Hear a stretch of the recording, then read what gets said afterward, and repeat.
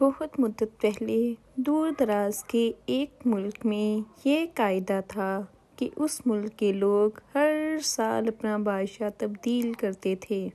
جو بھی بادشاہ بنتا وہ اس عہد نامے پر دستخط کرتا کہ اس کی حکومت کا 1 سال پورا ہونے تک وہ اس عہد نامے پر دستخط کر کے اپنی مدت ختم کرے گا اور اسے ایک دور دراز جزیرے پر چھوڑ دیا جائے گا جہاں سے وہ کبھی واپس نہیں آ سکے گا۔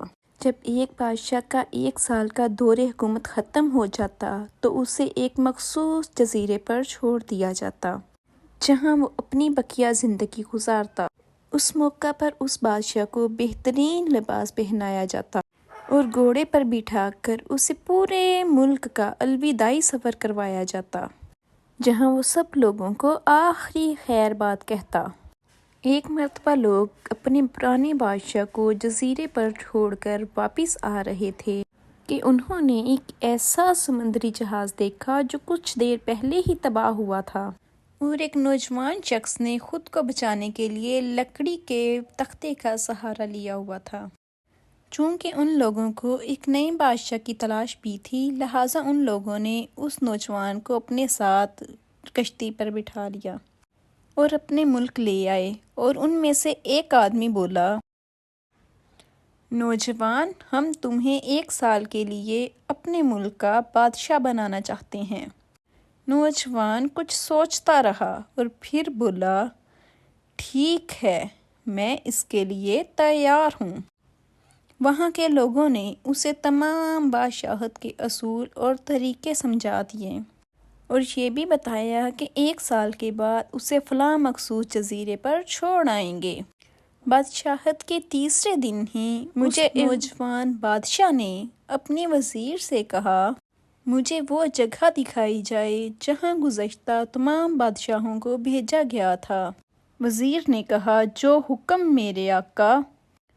وہ جزیرہ مکمل طور پر جنگل تھا اور جنگلی جانوروں سے بھرا ہوا تھا۔ ان جانوروں کی آوازیں جزیرے سے باہر تک سنائی دے رہی تھیں۔ بادشاہ جائزہ لینے کے لیے تھوڑا سا جنگل کے اندر گیا اور وہاں اسے پچھلے تمام بادشاہوں کے ڈھانچے پڑے ہوئے نظر آئے۔ وہ سمجھ گیا کہ بہت جلد اس کا بھی یہی حال ہوگا اور جنگلی جانور اس کو بھی چیر پھاڑ کر کھا جائیں گے۔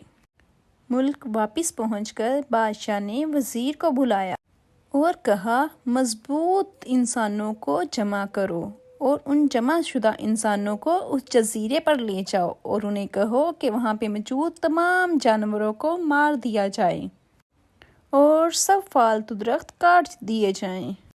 بادشاہ ہر ماہ خود جزیرے کا دورہ کرتا اور کام کی خود نگرانی کرتا۔ پہلے مہینے میں ہی تمام خطرناک جانوروں کو مار دیا گیا اور پھر بہت سے درخت بھی کاٹ دیے گئے۔ دوسرے ماہ تک جزیرہ مکمل طور پر صاف ہو چکا تھا۔ بادشاہ نے کہا، جزیرے پر مختلف مقامات پر خوبصورت باغات لگائے جائیں اور مختلف پالتو جانور مثلاً مرغی، بھیڑ، بکریاں وغیرہ وہاں پر چھوڑی جائیں۔ وزیر نے کہا، جو حکم میرے آقا۔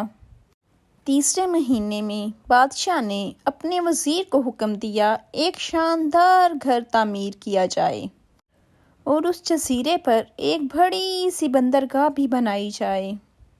گزرتے وقت کے ساتھ ساتھ وہ جزیرہ ایک خوبصورت شہر میں بدلتا جا رہا تھا۔ وہ نوجوان بادشاہ بہت سادہ لباس زیب تن کرتا اور اپنی ذات پر بہت کم پیسہ خرچ کرتا۔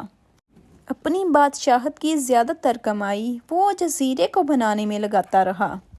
10 ماہ گزر جانے کے بعد بادشاہ نے اپنے وزیر سے کہا، میں جانتا ہوں 2 مہینے بعد مجھے جزیرے پر چھوڑ دیا جائے گا، لیکن میں ابھی سے وہاں جانا چاہتا ہوں۔ وزیر اور دوسرے وزراء اس بات پر متفق نہیں ہوئے اور بادشاہ سے کہا، آپ کو 2 ماہ مزید صبر کرنا ہوگا تاکہ یہ سال پورا ہو جائے۔ سال پورا ہونے کے بعد ہی آپ کو جزیرے پر چھوڑا جائے گا۔ بالآخر 2 ماہ مکمل ہو گئے اور بادشاہت کا 1 سال ختم ہو گیا۔ حسب روایت وہاں کے لوگوں نے اپنے بادشاہ کو شاندار لباس پہنایا اور گھوڑے پر بٹھایا تاکہ وہ اپنی رعایا کو خیر آباد کہہ سکے۔ خلاف توقع یہ بادشاہ اپنی الوداعی تقریب پر بہت ہی خوش تھا اور لوگوں نے اس سے پوچھا، اس موقع پر تو گزشتہ تمام بادشاہ رو رہے تھے، لیکن آپ ہنس رہے ہیں، آپ کے پاس اس قدر خوش ہونے کی کیا وجہ ہے؟ اس نوجوان بادشاہ نے کہا، تم لوگوں نے شاید داناؤں کا وہ قول نہیں سنا، جب تم ایک چھوٹے بچے کی صورت میں اس دنیا میں آتے ہو تو تم رو رہے ہوتے ہو اور باقی لوگ سب ہنس رہے ہوتے ہیں۔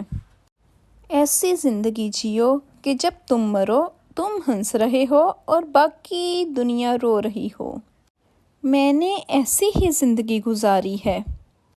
جس وقت تمام بادشاہ محل کی رنگینیوں میں کھوئے ہوئے ہوتے تھے اور میں اس وقت اپنے مستقبل کے بارے میں سوچتا تھا اور اس وقت لائحہ عمل تیار کرتا تھا، میں نے اب اس جزیرے کو ایک ایسی خوبصورت قیام گاہ میں تبدیل کر دیا ہے جہاں میں اپنی باقی زندگی نہایت چین آرام اور سکون سے گزار سکوں۔ پیارے بچوں، اس کہانی سے ہمیں سبق ملتا ہے کہ ہمیں اس دنیا کی رنگینیوں میں کھو نہیں جانا ہوتا، ہم نے اپنے آخرت کے لیے بھی لائحہ عمل تیار کرنا ہوتا ہے۔ ہم نے اپنی آخرت کو سنوارنے کے لیے اللہ تعالیٰ کے احکامات کو پورا کرنا ہوتا ہے تاکہ اس بادشاہ کی طرح ہم بھی جا کر اپنے محل میں بیٹھ سکیں۔ شکریہ۔ اگر آپ کو ہماری کہانی اچھی لگی ہے تو لائک، شیئر اور سبسکرائب کرنا نہ بھولیے گا۔